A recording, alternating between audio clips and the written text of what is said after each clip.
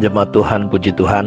Kita selalu bersyukur tentunya kepada Tuhan untuk semua kebaikan kemurahan-Nya kepada kita semua. Kita sedang belajar dari sebuah gereja, yaitu gereja Laodikia, yang disebut gereja suam-suam, gereja yang panas tidak, dingin tidak. Ketika Tuhan berkata bahwa kamu suam-suam, tidak panas, tidak dingin, dan tidak ada yang bisa dilakukan selain dimuntahkan. Jadi ketika Tuhan berkata bahwa gereja ini suam-suam kuku, Bapak Ibu, kita perlu memahami bahwa gereja di Laodikia sangat mengerti dan paham ketika Tuhan berkata, kamu tidak dingin, tidak panas. Lebih bagus kamu dingin atau panas, tapi karena kamu suam-suam, tidak dingin, tidak panas, maka aku akan memuntahkan kamu dari mulutku.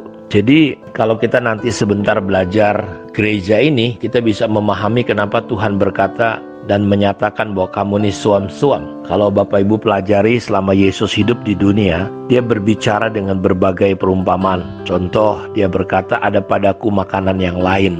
Dia berbicara kepada murid-murid yang pada waktu itu sedang mencari makanan ke kota. Tapi ternyata Tuhan mengilustrasikan bahwa makanan itu ternyata bukan hanya makanan secara lahiriah, tetapi jiwa-jiwa yang dimenangkan, jiwa-jiwa yang menyembah Tuhan, itu seperti makanan yang menyenangkan. Ketika dia ketemu dengan perempuan Samaria yang ada di Perigi Yakub, dia berbicara tentang sungai kehidupan. Karena kebetulan konteksnya waktu itu mereka sedang ada di sumur Yakub. Yesus masuk dan berbicara tentang air kehidupan. Ketika dia berbicara tentang 4 model tanah, tentu para petani sangat memahami apa yang Yesus maksudkan. Sama dengan ketika dia berbicara kepada gereja di Laodikia tentang suam-suam, gereja ini sangat paham. Kenapa? Karena Laodikia ini berada di persimpangan jalan raya utama, yaitu jalan raya lintas Asia Kecil yang membentang ke barat menuju ke pelabuhan-pelabuhan Miletus dari Efesus. Kira-kira kurang lebih 160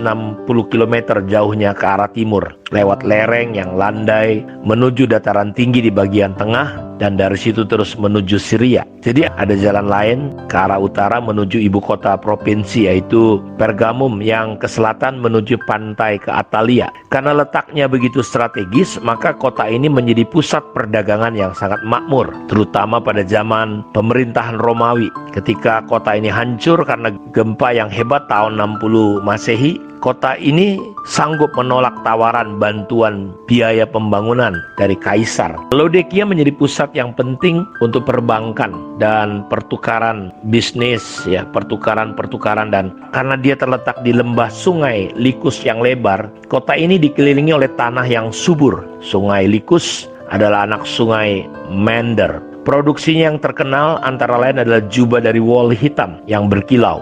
Laodikia juga terkenal sebagai pusat ilmu kesehatan mata. Jadi letaknya sangat ditentukan oleh sistem jaringan jalan raya, sehingga tidak mempunyai sumber air bersih yang tetap dan dekat. Jadi air harus disalurkan lewat pipa-pipa ke kota dari sumber-sumber air panas di tempat yang agak jauh. Dan bila tiba di kota itu, mungkin airnya sudah menjadi hangat-hangat kuku. Pada akhirnya kota itu ditinggalkan dan kota baru tumbuh di lahan kota zaman modern atau Denisili di sekitar sumber-sumber air itu. Karena letaknya di jalur lintas yang ramai, maka Injil sampai ke Laodikia. Pada waktu itu sangat mungkin Paulus, kalau saudara baca, menyinggung juga di Kolose 4 ayat 12. Bapak Ibu, surat Paulus berisi banyak singgungan terhadap sifat dari suasana kota itu. Walaupun kaya, kota ini tidak mampu menghasilkan penyembuhan dari khasiat air panas seperti tetangganya Hierapolis, atau kuasa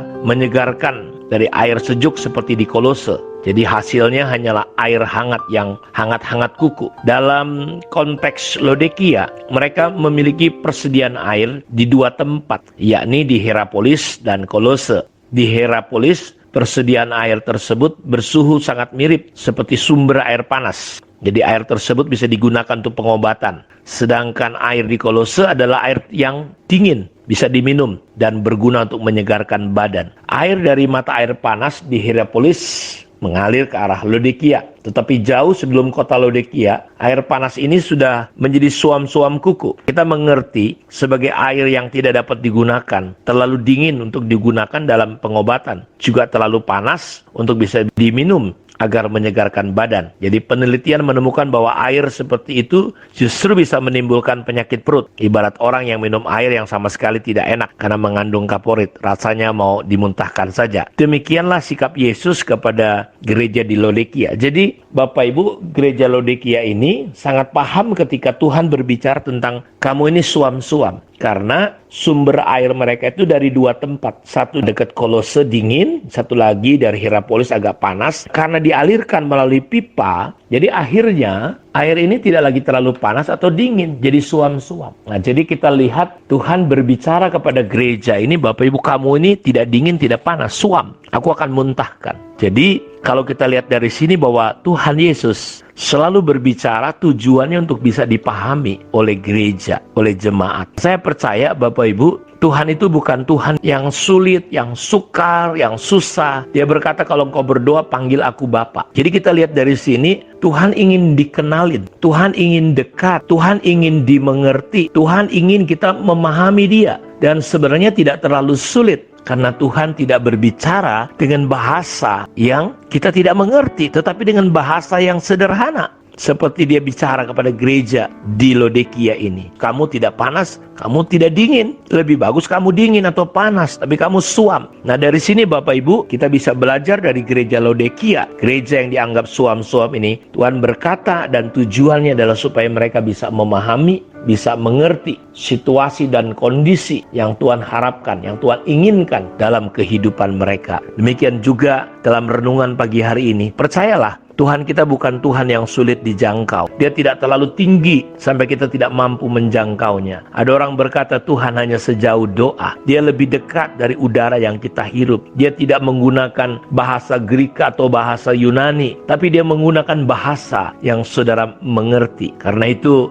saya berdoa dan berharap lewat pembelajaran gereja Laodikia ini, dia datang dan berbicara dengan bahasa yang dimengerti. Dan saya berdoa pagi hari ini, saudara bisa menangkap, mengerti Tuhan sedang berbicara apa kepada saudara lewat bahasa yang sangat sederhana yang saudara mengerti. Mungkin Tuhan bisa pakai anak kita yang menangis. Mungkin Tuhan bisa pakai keadaan situasi corona ini. Tuhan bisa pakai apa saja. Dan sebenarnya saudara pasti mengerti. Kiranya renungan ini bisa memberkati kita. Shalom.